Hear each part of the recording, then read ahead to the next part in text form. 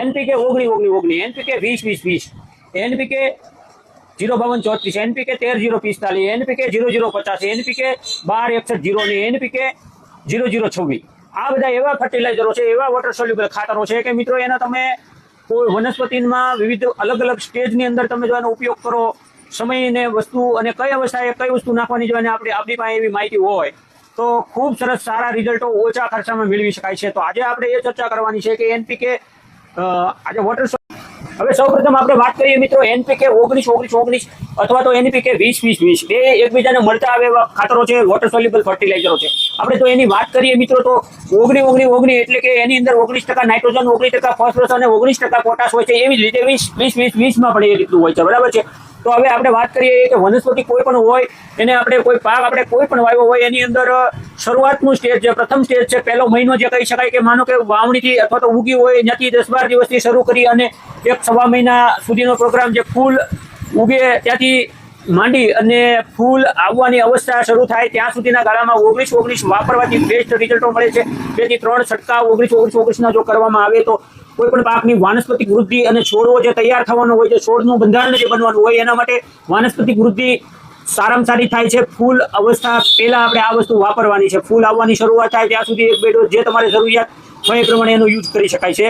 અને સારામાં સારો વાનસ્પતિક વૃદ્ધિ અને છોડનો ગ્રોથ જેને કહી શકાય, છોડનો ગ્રોથ ખૂબ સારો થાય છે. ત્યાર પછી આવે છે મિત્રો ફૂલ અવસ્થા જ્યારે આવી જાય, ફૂલ આવવાની જ્યારે તૈયારી થાય, એનપીકે 0-52-34 છે. 0-52-34 એટલે કે એની અંદર નાઇટ્રોજન 0% હોય છે, 52% ફોસ્ફરસ હોય છે અને 34% પોટાશ હોય છે. આ પોટાશ અને ફોસ્ફરસ બે વસ્તુ આની અંદર જોવા મળે છે. આ વસ્તુ તમે ફૂલ આવવાની અવસ્થા ઉપર જો છંટકાવ કરવામાં આવે તો વનસ્પતિને ફૂલ વધુમાં વધુ ઉગડે છે અને છોડનું બંધારણ સારું થાય છે. થડિયું બંધાતું હોય, ડાળીઓ બંધાતી હોય, ધારો કે ડુંગળીના પાકની અંદર કંદ બંધાવવાની કે થડિયું બંધાવવાની શરૂઆત થાય એમાં મહત્વનો ભાગ ભજવે છે. ડુંગળીમાં માનો કે ફાલ ફૂલની જરૂરિયાત નથી કે ફાલ ફૂલ આવતા ન હોય પણ એનું જ્યારે કંદ બંધારણ છોડવામાં પાંદડાની મિનિમમ સંખ્યા મેક્સિમમ સંખ્યા વધારી શકે છે, બરાબર. એટલે 19-19-19 પ્રથમ છંટકાવ એનો શરૂઆતમાં પ્રથમ સ્ટેજમાં કરાય છે. જે ફૂલ આવવાની શરૂઆત થાય ત્યાં સુધીમાં 19-19-19નો ઉપયોગ આપણે કરી શકીએ. અને ત્યાર પછી તમે જોઈ લો કે 0-52-34નો ઉપયોગ તમે કરો ફૂલ અવસ્થાથી માંડી અને ફળ બંધાવવાની શરૂઆત હોય ત્યાં સુધીની અંદર 0-52-34નો 1 કે 2 ડોઝો આપવામાં આવે તો છોડની અંદર ફૂલ સારામાં સારા ઉગડે છે. નવા જે ફળ તૈયાર થતા હોય એ ફળ તૈયાર થવાનું કામકાજ ઝડપથી થાય છે અને સારામાં સારું રિઝલ્ટ આપને મળે છે. ત્યાર પછી આપણે જોઈ શકીએ કે 13-0-45 ની અંદર મિત્રો 13% નાઇટ્રોજન, 0% ફોસ્ફરસ અને 45% પોટાશ એની અંદર રહેલો છે. આ 13-0-45 વસ્તુ એવી છે કે ફૂલ આવી ગયા પછી ફળનું બંધારણ જ્યારે થતું હોય, ફળ બનતા હોય તો એવા સમયે એને એટલું સરસ મજાનું પોષણ મળી જાય કે જેના કારણે તમે 13-0-45 છાંટો એટલે ફૂલમાંથી ફળ મેક્સિમમ બને અને વધુમાં વધુ ફળ બને અને ફળ મોટા થાય અને ફૂલ ટકી રહેવાનું કામ કરે છે. ફૂલ ખરતા અટકે છે અને મૂળની વૃદ્ધિ ખાસ થાય છે. મૂળનો ગ્રોથ ખાતર કરે છે. આપણને એમ થાય પાંદડા ઉપર દેવાથી મૂળનો ગ્રોથ કેવી રીતે થતો છે, પરંતુ મિત્રો આ જે સ્ટેજની અંદર મૂળનો ગ્રોથ સારામાં સારો થતો હોય છે, બરાબર. તો 13-0-45 તમે છંટકાવ કરો, ફાલ ફૂલ આવવાની શરૂઆત થઈ જાય અને ફળ બંધાવવાનું હોય ત્યાં સુધીમાં 13-0-45નો ઉપયોગ કરવાથી ખૂબ જ સારામાં સારું રિઝલ્ટ મળે છે.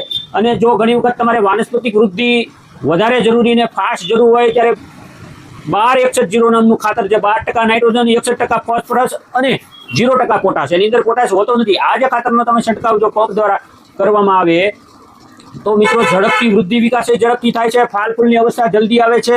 છોડનો મૂળનો વિકાસ પણ સારો થાય છે અને છોડનો જેનું કહેવાય ને એનો બંધારણ, એનો બાંધો છે ને મજબૂત બને છે. છોડની ડાળીઓ વધારે ફૂટે છે કે છોડની અંદર ડુંગળીનો પાક હોય તો એની અંદર કંદ વ્યવસ્થિત બંધાય છે, એની ગાંઠ બંધાવવાની શરૂઆત થાય છે. ત્યારે આવા તબક્કે ખૂબ સારામાં સારા પરિણામો આપે છે, બરાબર.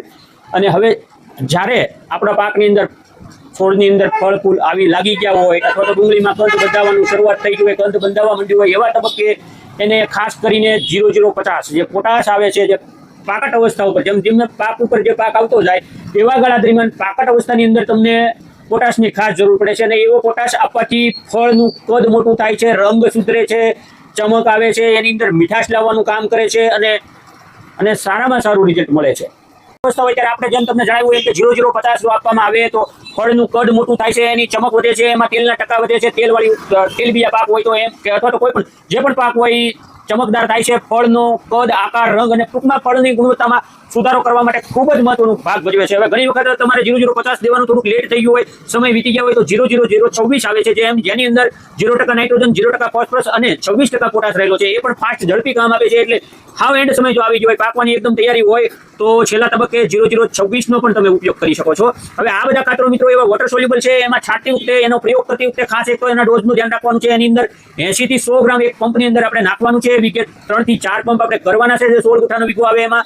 અને ખાસ કરીને બને ત્યાં સુધી એની સાથે કોઈ પણ પ્રકારનું ફૂગનાશક મેળવવાનું નથી અને બની શકે તો એકલું જ છાંટવાનું છે. પણ છતાંય કોઈ જો જંતુનાશકને તમારે વાપરવાનું હોય, ડબલ વાર મહેનત ન કરવી હોય તો એવું કરી શકાય કે જંતુનાશક હજી ચાલે, પરંતુ ફૂગનાશક એની ભેગું એડ કરવાનું નથી.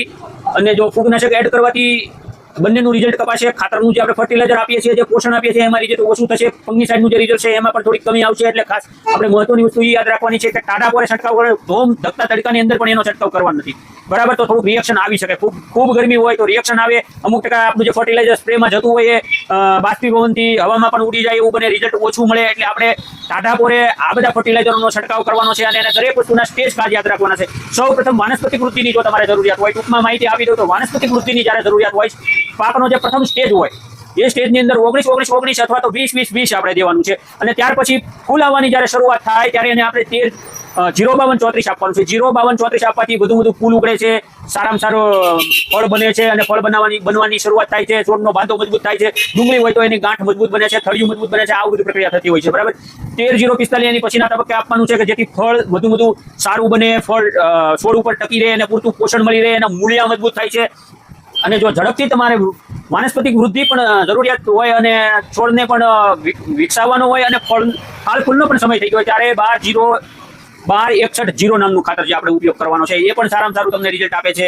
અને ત્યારબાદ પાક અવસ્થા આવે, પાકવાની તૈયારી હોય, પાક નજીક આવી ગયો હોય, એના 1-2 છંટકાવ પણ થઈ શકે છે. ટૂંકમાં 0050 અથવા તો 00 એન્ડ સમયે 0026. બરાબર, આ બધા ફર્ટિલાઇઝરો જો ધ્યાન રાખી અને યોગ્ય સમયે યોગ્ય પ્રકારનો ડોઝ આપવામાં આવે તો સારામાં સારું રિઝલ્ટ મળે છે. એક પંપની અંદર આ કોઈ પણ ખાતર છે, એક પંપની અંદર 80 થી 100 ગ્રામ જેટલું નાખવાનું હોય છે. બને ત્યાં સુધી એકલું છાંટવાનું હોય છે અને ફૂગનાશક તો ભેળવવાની છે જ નહીં, બિલકુલ. બરાબર, અને આ વસ્તુ જો તમારે પંપ દ્વારા ન આપવી હોય, પાંદડા પર સ્પ્રે ન કરવો હોય તો ડ્રીપ દ્વારા પણ 1 વીઘે 1.5 થી 2 કિલો જેવું તમે વીઘે 1.5 થી 2 કિલો જેવું આપવાનું છે. એકરે 3 થી 5 કિલો આપી શકાય છે. અને આ રીતે ડ્રીપ દ્વારા અને અથવા તો પાણીમાં ઓગાળીને પણ તમે પીવડાવી શકો છો. અને આ રીતે તમે દઈ શકાય છે. અને જેમ આપણે પાયાના ખાતરો, બારબત્રી, ડીએપી, એ બધા ખાતરો તો આપણે આપતા જ હોઈએ છીએ, પણ જ્યારે પાકને ચાલુમાં જે વસ્તુની એના સ્ટેજ પ્રમાણે જરૂરિયાત પડે એ પ્રમાણે જો આપવામાં આવે તો સારામાં સારા રિઝલ્ટો મળે છે. મિત્રો, અત્યારે આ જે ખાતરો છે એ ખાસ એવા મોંઘા હોતા નથી. 1 કિલોનું પેકિંગ આવતું હોય તો 150 થી 200 રૂપિયામાં એના જે ગ્રેડ પ્રમાણે હોઈ શકે, 100-125 થી 150 રૂપિયાના ગાળાની અંદર આ પડીકા મળતા હોય છે. બરાબર, અને કોઈ પણ કંપનીના મળે છે. માર્કેટની અંદર ઘણી બધી સારી એવી કંપનીઓ છે કે જેના વોટર સોલ્યુબલ ફર્ટિલાઇઝરો અવેલેબલ છે. એટલે એવું જરૂરી નથી કે આ જ કંપનીનું લેવું કે આ જ કંપનીનું લેવું છે. બરાબર, સારામાં સારા ફર્ટિલાઇઝરો કોઈ પણ કંપનીનું લઈ લેવાનું. તમને જે તમારા વિસ્તારમાં ચાલતું હોય, તમે વાપરતા હોય અને તમારા શેડ જે વેચતા હોય એ તમારે લઈ લેવાનું ફર્ટિલાઇઝર. અને સ્ટેજ પ્રમાણે જો એનો છંટકાવ કરશો તો ઓછા ખર્ચામાં સારામાં સારું ઉત્પાદન લઈ શકાય. છોડને જે તે સમયે જ્યારે આપણે એના પોષણની જે પણ પ્રકારના પોષણની જરૂર હોય એ પ્રકારે પોષણ આપવામાં આવે તો સારામાં સારા રિઝલ્ટો મળે છે. 15 થી 20 રૂપિયાનો પંપ આપણે પડતો હોય છે. મોંઘું તો 200 રૂપિયા ગણી લો તો 10 પંપ કરો, 100 ગ્રામ નાખીને 10 ફૂટ કરો તો 20 રૂપિયાનો પંપ થયો. એટલે 150 રૂપિયા વાળું ખાતર હોય તો 15 રૂપિયાનો પંપ થયો. બરાબર, એટલે આવા ખાતરોનો આપણે ઉપયોગ કરતા ખાસ શીખવાનું છે, ખાસ જાણવાનું છે. બસ, હજુ સુધી જો તમે અમારી આ ચેનલને સબસ્ક્રાઇબ ન કરી હોય, ફોલો ન કર્યું હોય અને લાઇક ન કરી હોય તો આ બધું ચોક્કસ કરી દેજો. કેમ કે અમે તમને આવી સરસ મજાની માહિતી આપતા રહેવાના છીએ. અહીંયા અમે કોઈ કંપનીની જાહેરાત માટે આ વિડીયો બનાવ્યો નથી, ફક્ત ખેડૂતોને ઇન્ફોર્મેશન, માહિતી માટે બનાવવામાં આવ્યો છે. જે અમને અનુભવ થયો છે, અમે જોયું છે અથવા તો ક્યાંકથી વાંચ્યું છે, બીજેથી કલેક્ટ કરી અને સાંભળી, વિચારી, જોઈ અને પછી તમારી આગળ માહિતીને અમે રજૂઆત કરીએ છીએ. એટલે ખાસ કરીને આસ્થા ખેતી કા રાસ્તાને ફોલો કરી લેજો અને બીજા મિત્રોને શેર કરજો અને અમારા વિડીયો જોતા રહેજો. અવનવી માહિતી માટે ચોક્કસ અમારા પેજને ફોલો કરજો. ધન્યવાદ.